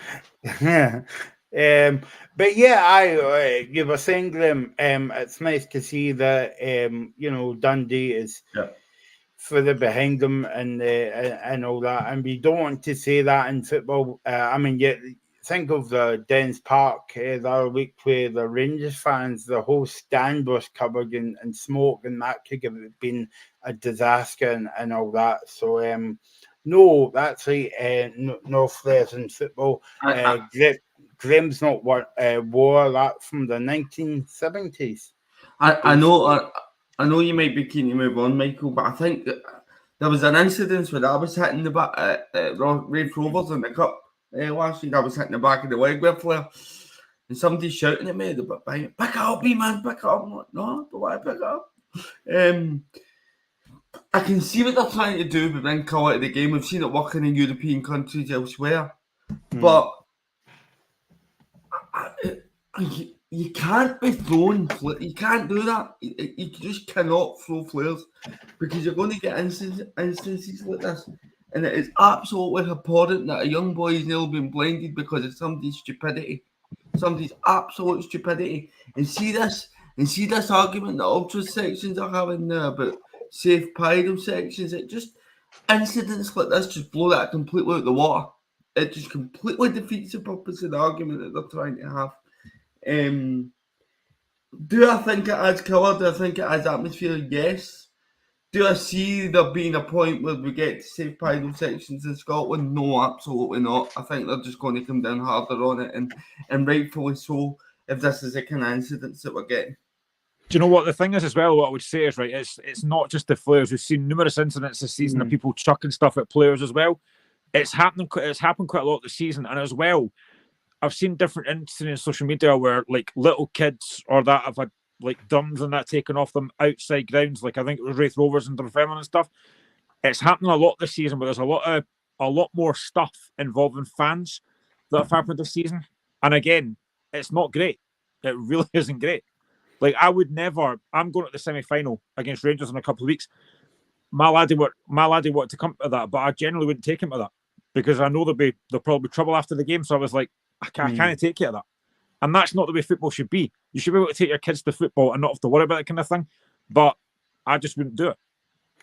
What do you think of Dundee on the park this season, Graham? I know we spoke about Tony Dockett. And by the way, I mean you might think I'm a bit stupid for saying this, but I think he would be up there for manager of the year.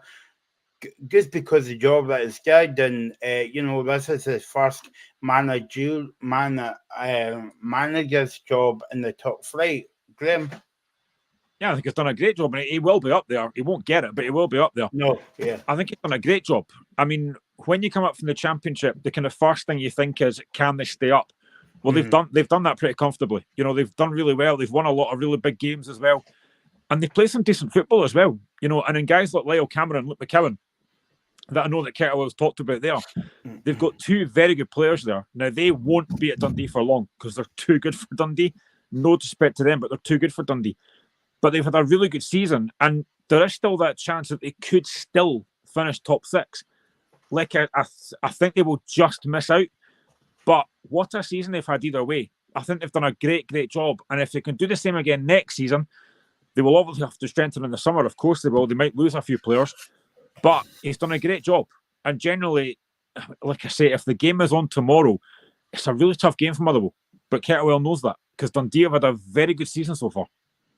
Okay, let's hear from the Dundee manager. He was speaking on Wednesday, I think it was. Tony Dockett, he was speaking about the game against Motherwell FC in the water.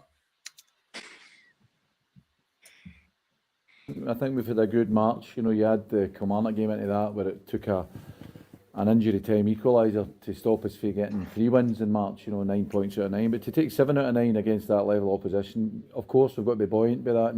And I think the level of consistency I've seen for the players in that period and throughout, I'm really pleased with it. And I think the boys are in a brilliant place in it. And what I would say is they're such a brilliant group to work with. The staff, we're all agreed with that.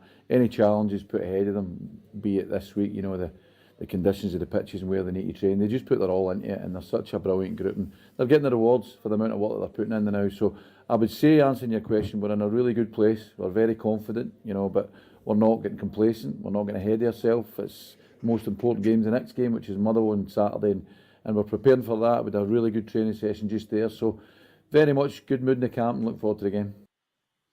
There you go, Stephen. A good look and looking forward to the game. You might not be looking forward to any game, but I'm not going to say that because Stephen is going to go up to the game, expecting the game to be on. And if the game's not going to be on, he's going to the local swimming pool.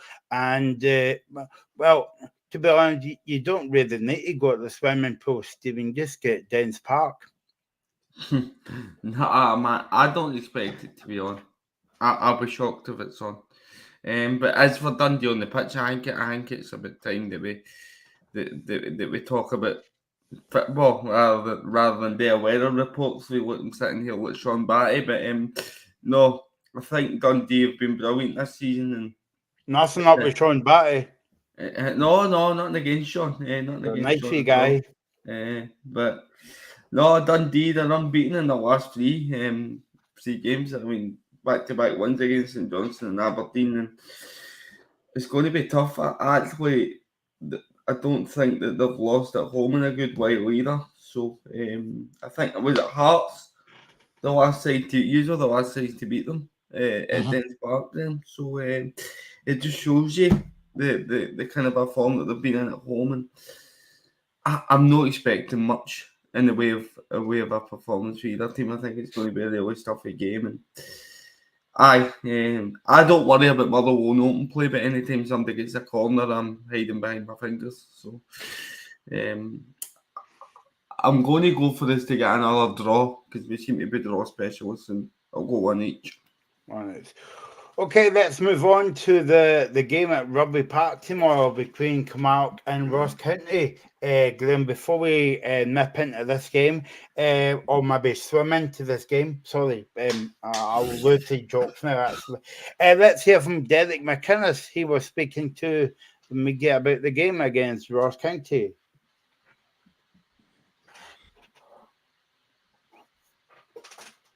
Good energy about the club anyway at the minute, even if we hadn't secured it at the weekend. But you know, we knew other results could maybe help us with that, but at the same token, we spoke before the game at Tynecastle that it's nothing better than dealing with your own business and getting the job done. We knew a point we'd have secured that top six, and that's exactly what it was. There was a wee part in the game, maybe the last 15 minutes or so, where with the decision made whether we go and chase the game and keep the two strikers on the pitch, or do we see the game out with another midfielder there and just kind of manage the game and get an extra and get our point that secures it.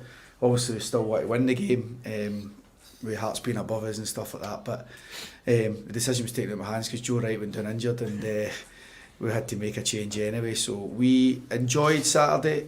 We've enjoyed it since. You know, I think it's important that the players get a bit of recognition for their work. And it's good to secure top six with 2 games to go before the split, which is a brilliant achievement for the players. But as the week starts to go on, you've got another game to prepare for. We're looking for more now. We're just looking for what's next, and thankfully we've got an opportunity now where we can, if we do our jobs the way we've done it over the last few months, if we do that again over the next couple of months, then we've got a chance to maybe get the club into Europe. And you know, if we don't make Europe, then there will be a wee tinge of disappointment, and when there shouldn't be. But at the same token, it's there.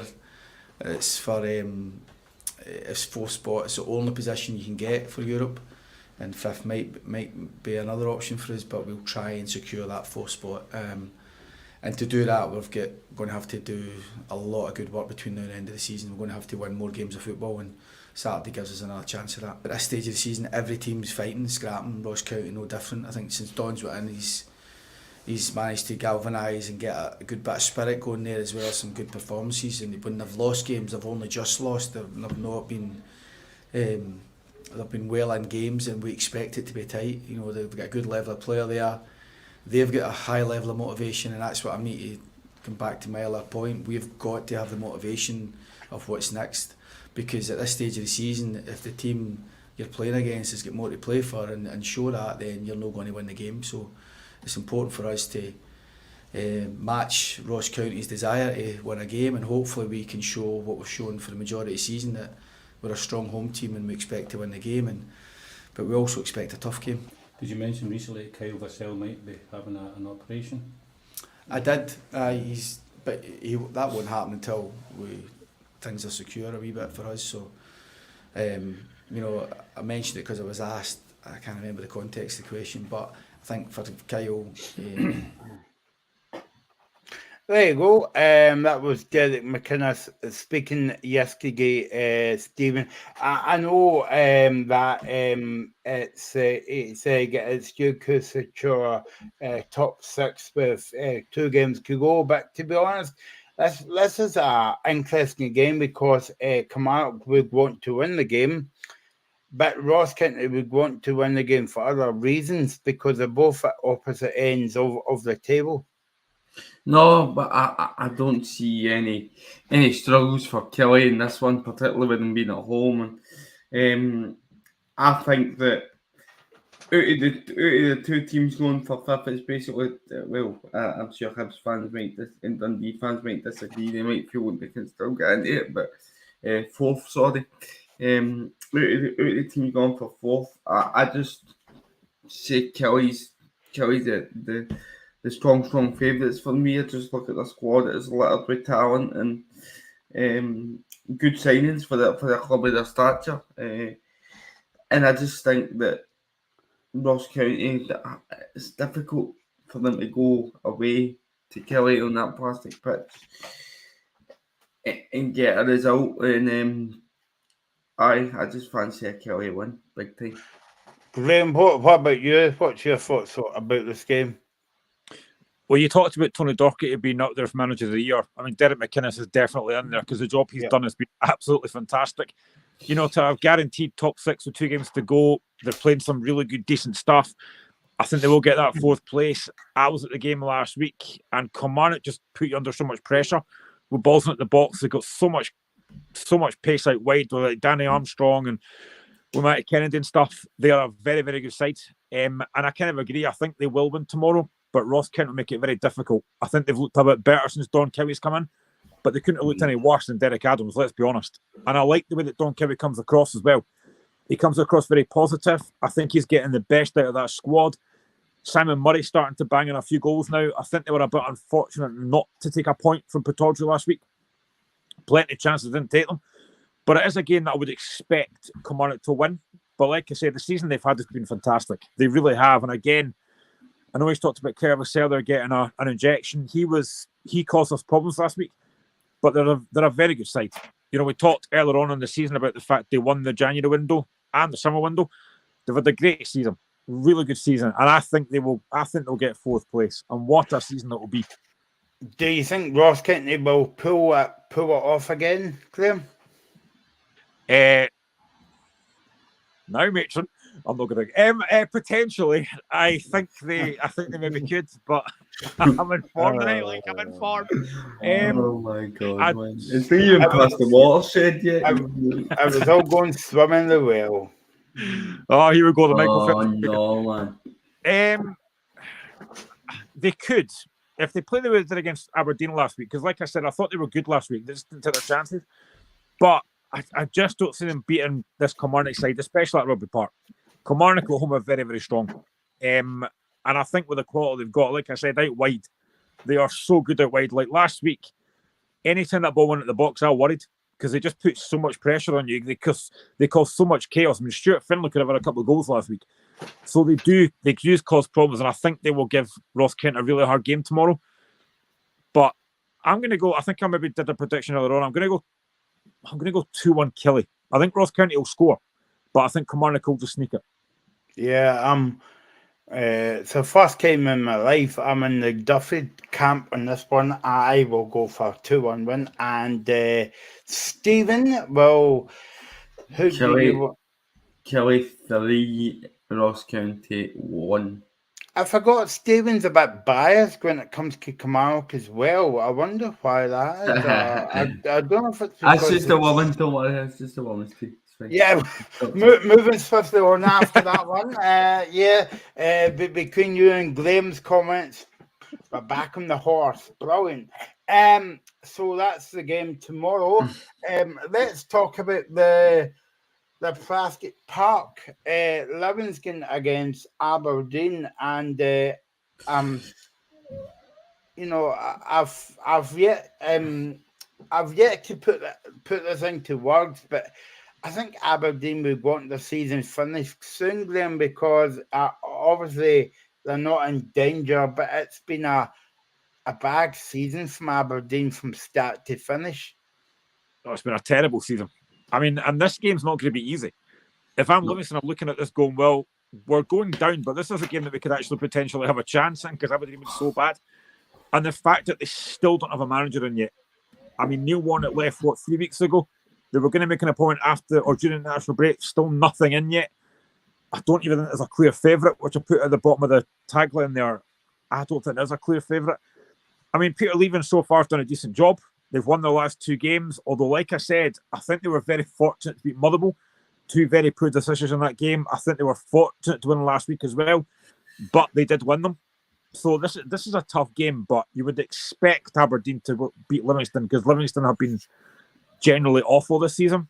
But you just never know. On that plastic park, one of the games that actually might survive the weather because of the park. But, I mean, Aberdeen have got to get a manager in. They've got a big semi-final coming against Celtic in a couple of weeks. They've got to get a manager in. But who it's going to be, we just don't know. Stephen, I'm not counting the days, right? I've just because I'm reading it off a website. I know it, right? I wasn't counting.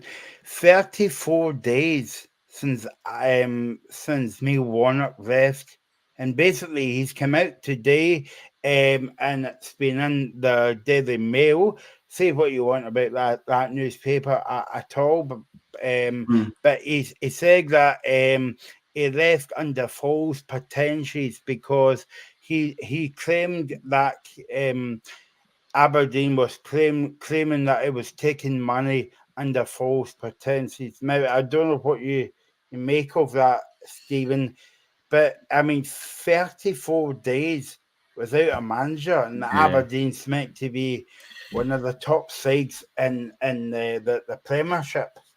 Yeah, it's not a good look, is it? I think they're panicking about getting the appointment right, and I said that last week. I think they're really, really panicking about getting the appointment right. I would actually just get to the point now where I say Peter Leaving's in charge to the end of the season, and then we'll look at it in the summer, because I think they'll try to get the guy who was at Elfsborg in Sweden, and I think he didn't.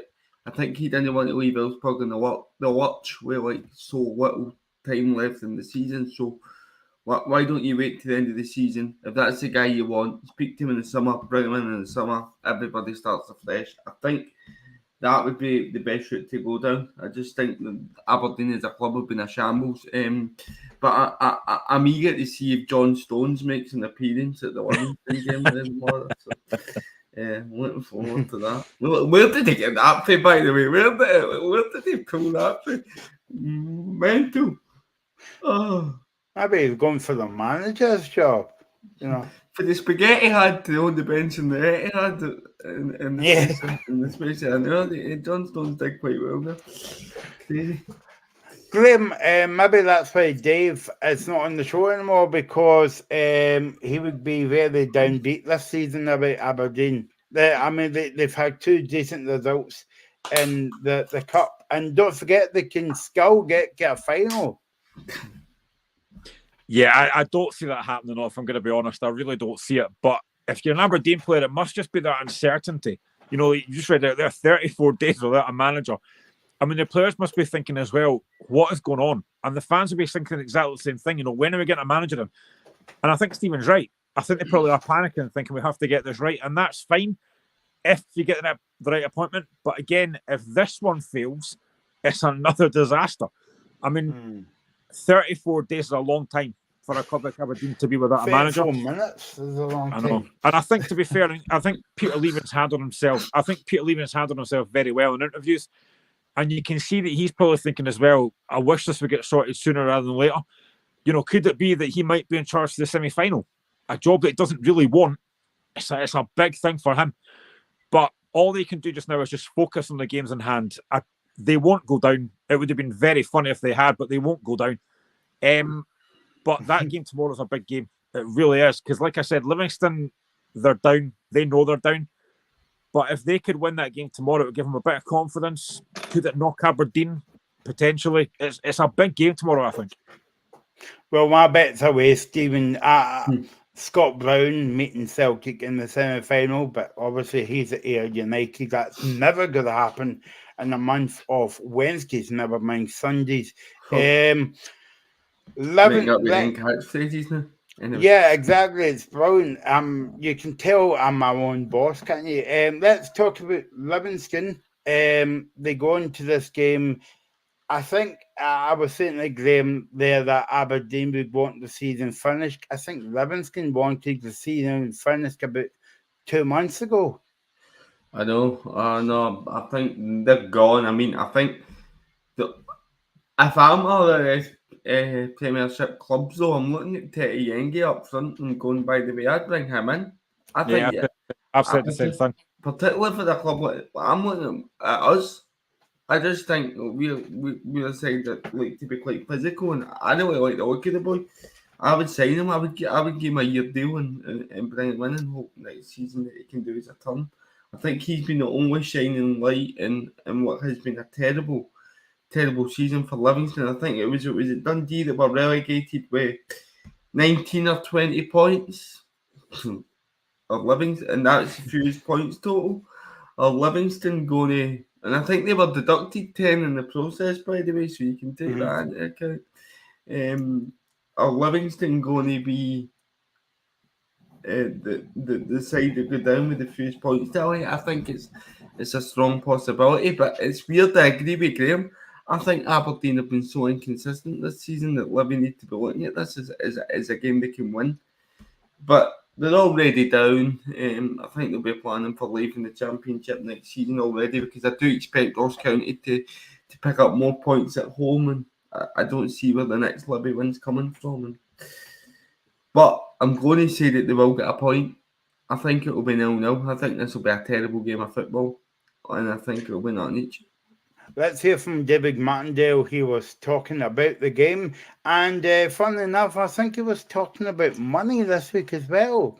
Who knew? Dan Mackay got a wee bit more minutes than I would have liked to have gave him on Saturday, to be honest. Scott Pittman got through the game. James Penrice is a week closer. Joel Newbley's not a million miles away. That's really it. Right now, I'll be really honest. Like, we've got a training group of maybe 8 to 12 bodies, but we had a reserve game yesterday, so some of the boys that never got as many minutes as we'd hoped on Sunday, they played yesterday. So you're going into a training week, and this has been kind of the pattern since early January, well, probably December, to be fair. You're going into training with 8 outfield players, 9 outfield players. You can get some good quality in the sessions, to be fair, but again, and try to work in game plans and specific patterns and that kind of thing, it's a wee bit difficult. So we're much of a muchness. You seem to get one back, you know, and lose one, or get 2 back, you lose 3. So it's kind of a revolving door now. So got a strong 13-14 in terms of who we can rely on to do it on the park, but out with that, we've been really struggling with not just our game numbers, our training numbers. I'm probably a more glass half full than glass half empty. I can only control what we can control. So when the physio comes in and says X, Y and Z might not make it, or X, Y and Z is going to be another week, you just get on with it. And that's kind of, I try to focus on what's within our control, the internal environment. I don't listen to the external noise. I don't try and look at other teams, how they're doing, what they're doing. I can only really focus on that. And is it difficult? Of course it's difficult. But you learn a lot about yourself, your staff, your players, and times adversity. And what I've learned about this group of players and the staff, to be fair, is it'd be easy to get the finger out and start pointing the blame at this, that and the other thing. And do you know what? Not one of them. I still sit in my seat, I'm close to the change room, I still listen to the positivity within the change room. So we're in it together, and it's important that I come into my work every day and I show that leadership, and I take that burden on my shoulders and try and keep it away from my staff and the players. Going into the Aberdeen game, I think there's a lot of upheaval there in terms of Barry leaving, Neil going in, and I think Peter's come in and kind of steadied the ship slightly. So albeit there's been a lot of turbulence up there, they've still got a squad of very good players. They've got one of the best strikers in the league. I look at them, midfield, wee Barron, Clarkson, Shinnie knows the game inside out. McGrath coming off the right hand side, who plays in the left, probably debatable at this point, but maybe Duke. So I look at them, and leagues don't lie, league position doesn't lie, but still a very strong group of players there, and I think Peter's done a a good job in steadying the ship and giving them that wee bit of balance, that wee bit of continuity. So a difficult game of football. Stephen, I'm going to the PFA Awards in a couple of months' time. Remind me not to sit beside David Martindale for the whole entire night, because I want my glass full. I don't want to empty any time in the evening, right? It's a shame, Stephen, because it was off an upbeat last season and the season before then, but now it's like, it's off. I need to make a point. I know we've got 15 minutes left and 2 games left to cover, but he said he's not made any excuses. What's been the budget talk for 90% of the season then, if you've not been making any excuses? I don't get it.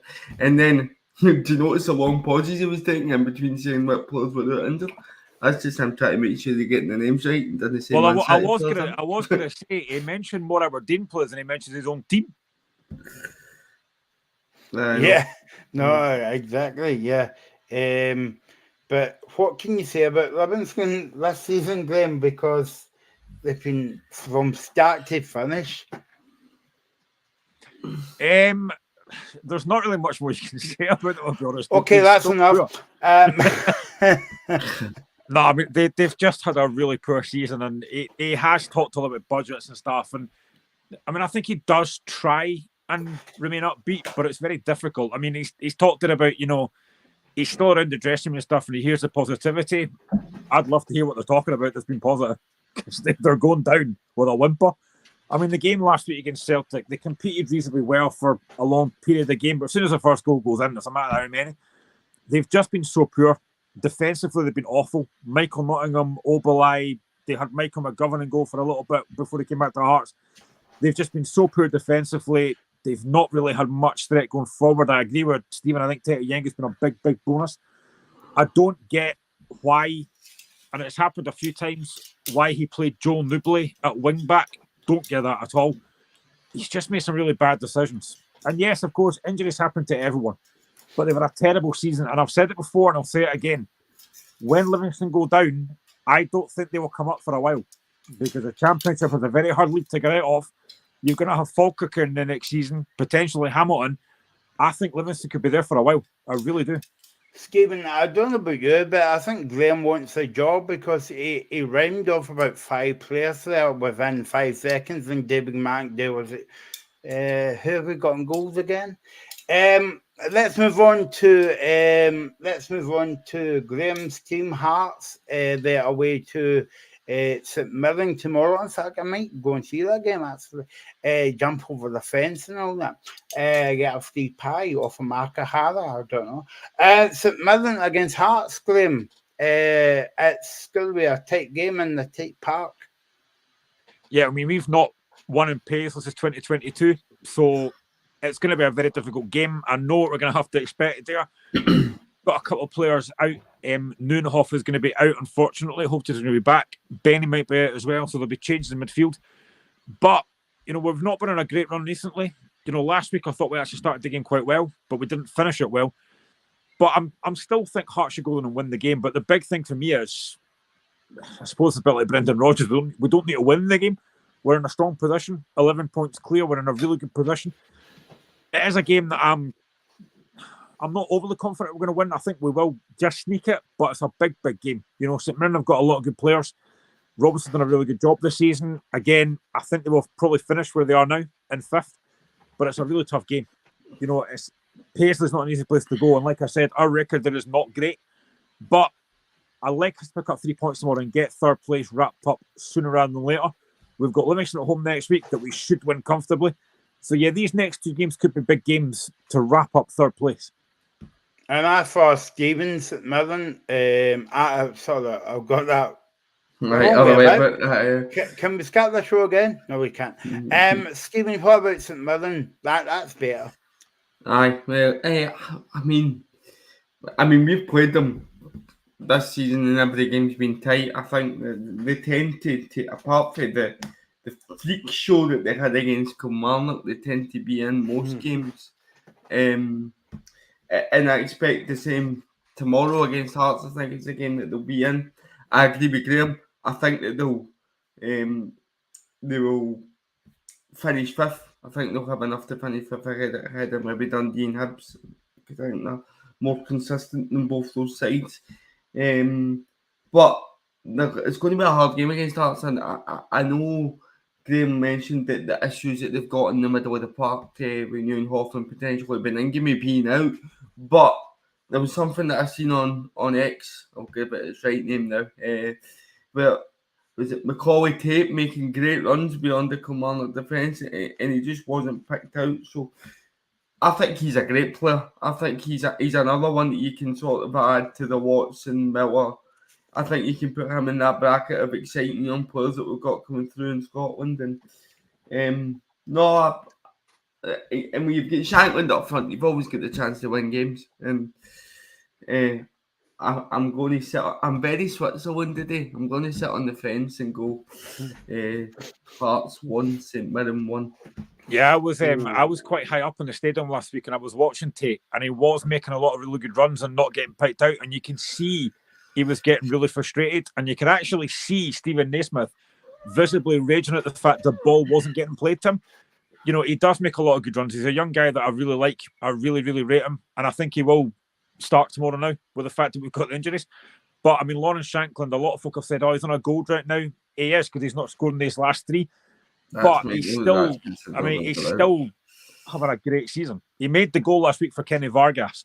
So I'm still expecting him to be on it tomorrow. And if he gets a couple of chances, he'll bury them. Do you think it'll be good for Hearts to go on the run and win, as it were, before the Cup semi-final in a few weeks, Graham? Yeah, I think it does. I think we do need that bit more kind of positivity. The good thing for me as well is that last week, Barry Mackay was back on the bench and he got on. I think he'll start tomorrow as well. We do miss that bit of creativity. So, yeah, I think it is to build momentum. If we can win tomorrow and then beat Livingston, we go into that Rangers game a bit more confident. You know, winning is a habit, but so is dropping points as well. And we've started to drop a few more points recently. But I'm still very confident we'll get third. I've got no doubt about that. But we need to try and pick up 3 points tomorrow. But like I said, it's a game that even if we draw, it's not a disaster. But I would like that run in Paisley to end. Because like I said, we've not won there since 2022. I would like that to end soon. Okay, we've got about 4.5 minutes left, so we'll try and squeeze it into a plastic bag, as I say, 10 pence for a bag, or maybe, I don't know. Let's talk about the Highbees against St Johnstone, and then we'll fit in the championship games tomorrow. Disappointed there's no any championship games tonight. I know, the championship game. I might have to play the football out the back door myself against the wall. Remember that game playing back in the day, Granny, I think it was called. She was a nice woman as well. So Hibs against Johnson, Graham. I could go and see a Hibs win here, but you never know.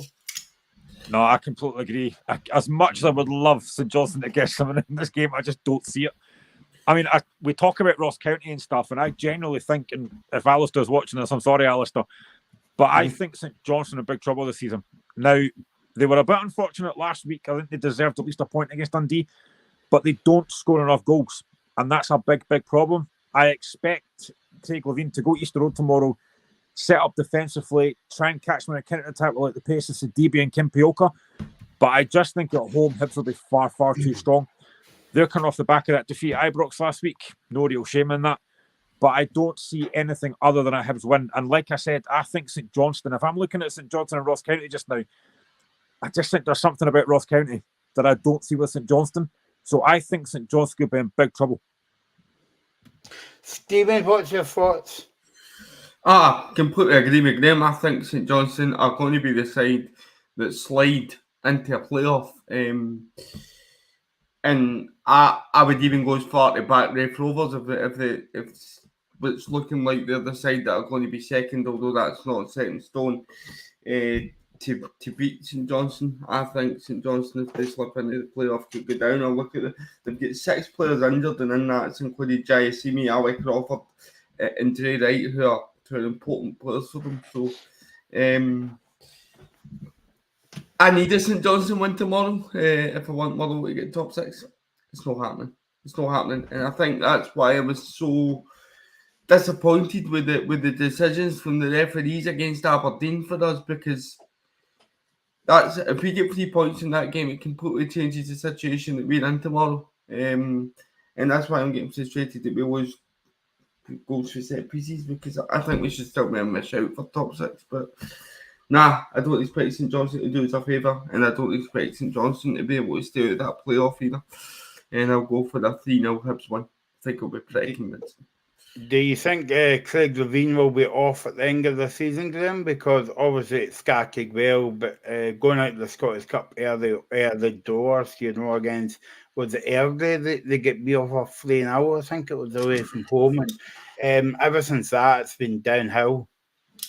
I'm sure he signed it was an off-year contract. I think he signed. Now I don't know if he might have got no idea, but I just think I understood why he got the job.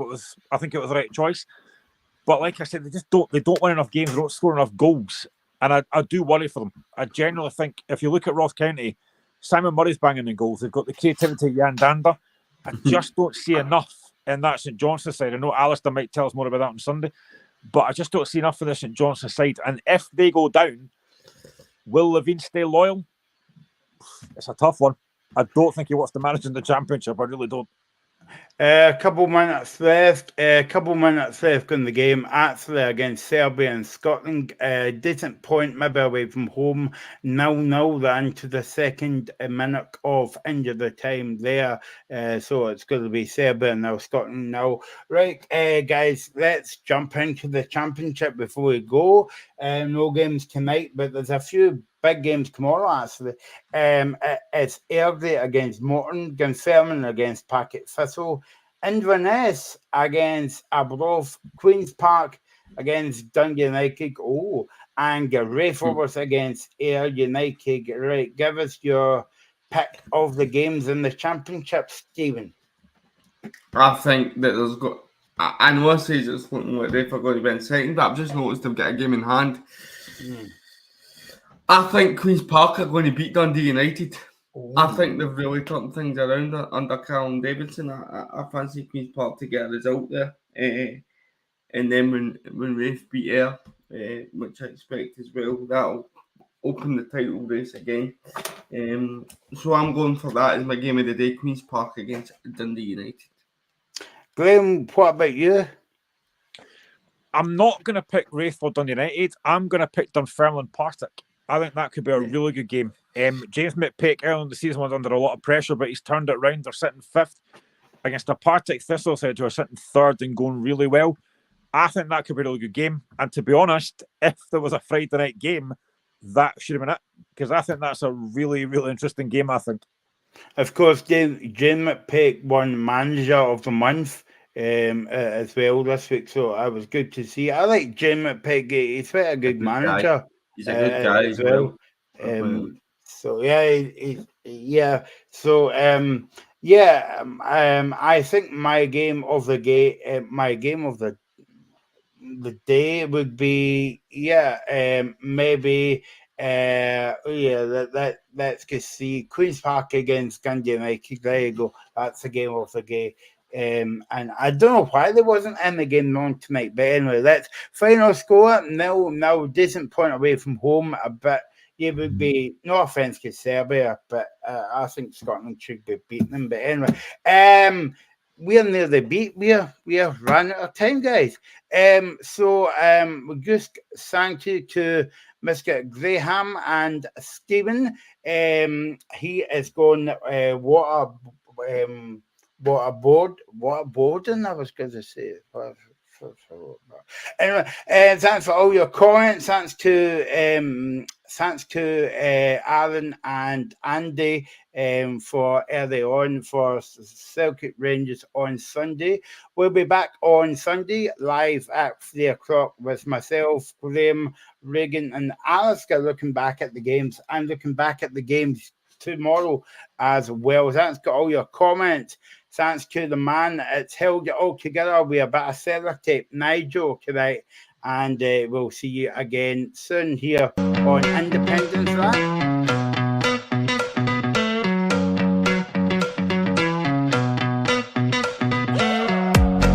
The Locker Room, with all the sports news you need, live